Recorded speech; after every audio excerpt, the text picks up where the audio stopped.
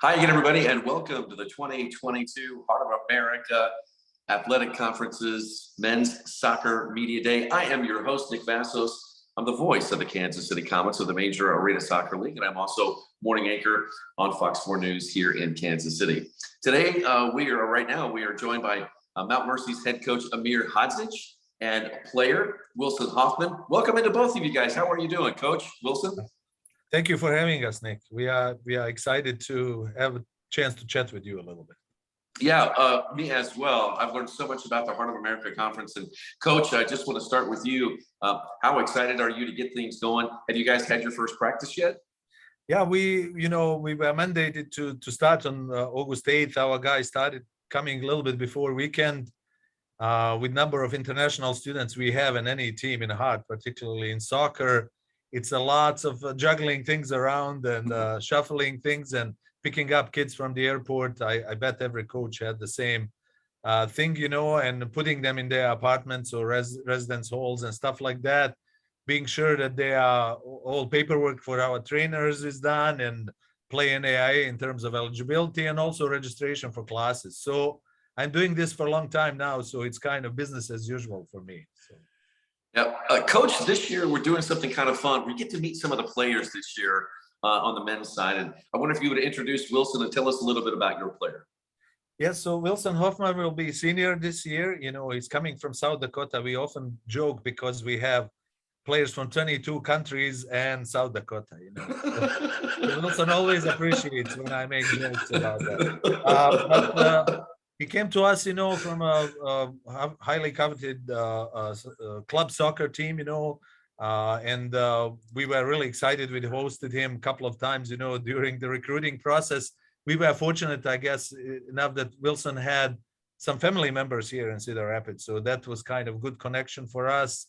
Obviously, for Wilson, this was a big change because, as you know, Heart is one of the strongest, if not the strongest, soccer conferences in the nation. So I think, once he had one season under the belt, that progress continued to happen every year, and by his senior year right now, he's one of our team captains, which is wonderful story for us. He has great personality. He's a great student, does lots of things on campus other than just playing soccer. He is RA, resident assistant. He is also one of our peer educators in our academic center for excellence.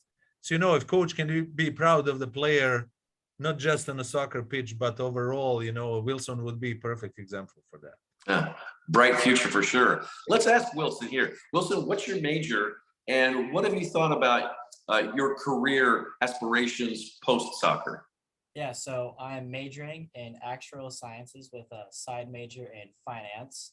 So post-soccer, what that's looking like is hopefully to start my route down the SOA, the Society of Actuaries. So I'll have to take a number of exams post-college, then hopefully climb up through internships. There's a lot of job opportunities here in Cedar Rapids, which I was very excited about when I came to school here. So hopefully kind of climbing up that chain and continuing my route down the SOA. Well, we heard Coach talk a little bit about where you're from and how you found your way, but let's hear in your own words. Tell us a little bit about your home in South Dakota, what it was like growing up there, and how you decided to come to Mount Mercy. Yeah, so soccer was kind of just freshly forming when I was growing up in South Dakota. It wasn't as big as other parts of the US, but it was still getting there. And by the time I graduated, I was kind of looking to take the next step, advance my soccer career with some more high level. So when I was looking around, the teams and colleges in the Heart of America interested me. And when I came to Mount Mercy, what really stuck out to me was just kind of Amir and the team, how well everyone got along. Amir's story really inspired me and my family. Then just seeing his interactions with the players, that's something that I wanted to be a part of. I'm wondering, you're a senior now, so you've played a lot of games, you've been on campus, you're involved in the community. I'm wondering what it means to a player like you who is playing in their senior year. What's it like to put on the jersey and represent the school and the community? Yeah, so especially now being my last year, like I just want to go out there and be the prime example so that when I was a freshman, I would look up to seniors. Now I want to fill those shoes, be that role model for the incoming students so they can strive to also do great things. Then also just representing my students here on campus is always a joy. Showing what we're about here at Mount Mercy is a great feeling of accomplishment. Hmm. Coach, you mentioned that you just recently had your first practice. So what do you hope to get out of the preseason as you get ready to ramp up the regular season? Yeah, we lost, some seniors last year, and every year we have now one or two guys transfer out. We are not immune kind of to that syndrome. So for us was, obviously we made some climb last year in the heart of America, and we don't want to stop on that. We said, okay, what's next step to catch up with top four and content to that national tournament spot, on a yearly basis, and we did that in our previous conference and when we were independent institution. But since joining Hart, we realized that we need to step it up even more, if we want to consistently do that. So with that in mind, we recruited and maybe over-recruited this year in a way that we have a huge group of seniors this year, and I really didn't want to have next year rebuilding year or something like that. I thought if we kind of spread it out and bring lots of guys now who will maybe learn and be part of that, and kind of take over next year. So, in that way, we kind of also addressed the issues we spotted last year, kind of how to score more goals, who fits our profile and style of play, how can we defend better, against set pieces where that was the issue last year, in a couple of games. So, I think we addressed that pretty well. We feel good about our depth. Probably this year we are as deep as we've ever been, 2 or 3 even deep in each position with really good players. So we hope, that will kind of take us a long way as season kind of progresses. In the past, when mid-October comes and we would lose 4 or 5 guys due to injuries or some other circumstances, we would not have enough to replenish that, kind of to be able to compete. So our conference is tough as nails. There's no easy game, we just hope that we'll peak on the right time, and continue our climb. Now we are in top half of the conference last year. So our goal is definitely to mix it up and be even further up the table this year. Yeah, Coach, in September, you have some non-conference games. I'm wondering how you might use those games or how you look at those games in terms of the overall schedule and how that might help you during conference play. What do you expect from your team during those non-con games? So, non-conference games, we kind of have a mix of games, that are with the tougher or ranked opponents, and some geographically closer. So it's a kind of, our students lose lots of time traveling, as you know, during the conference year. So when we have teams like St. Ambrose, which is part of Chicagoland that used to be in our conference, which is our away and its traditional rivalry, we like that. Here in town, we have 2 other schools, Cole College and Cornell College, and we like to have a little city rivalry to have bragging rights here in Cedar Rapids, So we always open up season, in that rivalry game with Cole. And regardless of, who is more quality team or not, those games are always special. Like in Kansas City when Comets played somebody from that area or team from Wichita, of course, it's kind of a higher stakes, So we will open up like that. We have an opportunity to play Midland from Nebraska, another NAIA team that was recently, in a national tournament. We will play Waldorf College, which is kind of part of independent institutions and our former conference foe, and St. Ambrose, as we mentioned before. And a new team that joined NAIA just a year ago, Iowa Wesleyan. They used to be in NAIA, then they switched to NCAA Division 3, and then maybe 3 years back, they came back to NAIA. We lost, Hannibal LaGrange was our measure stick because they usually are pretty good and ranked and going to national tournament, but didn't work out, with schedules this year. So I hope this schedule kind of a mixed matches will prepare us well for our first conference match, which would be at Clark right away, ever improving Clark that last year already shows some improvement. And I know that their coach is working really well and recruiting well. So that will be real test for us in mid-September. Yeah.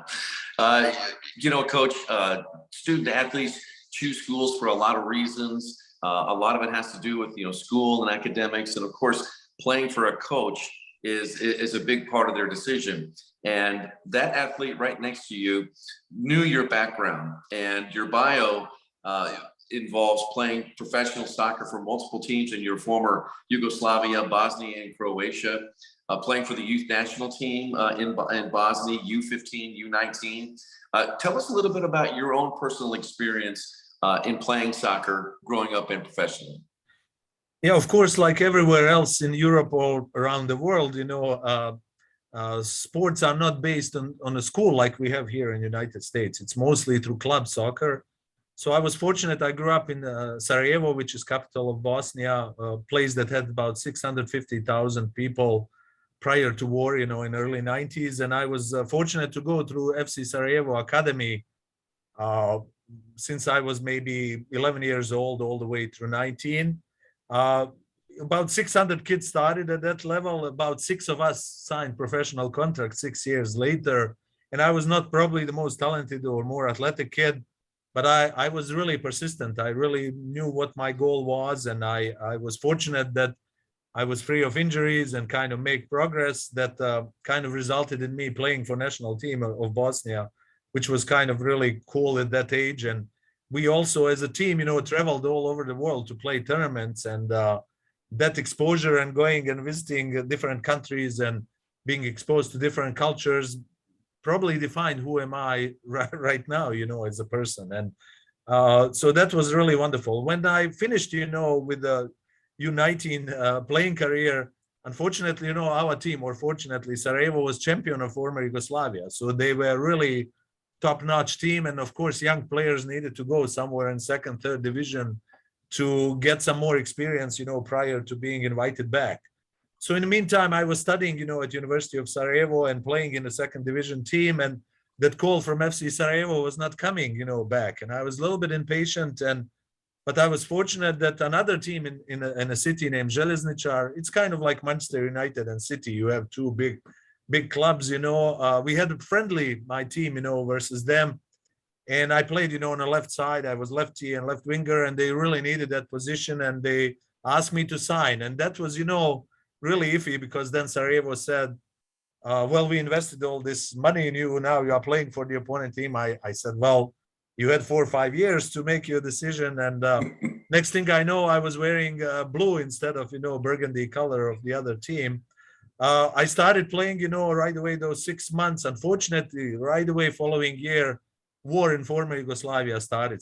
Scenes that you see now in Ukraine, that was very similar, that what we experienced in Bosnia. And Sarajevo was particularly in tough situation because it was closed on all sides, and it was in a valley surrounded by mountains, and we didn't have electricity, food, water, anything for 4 years.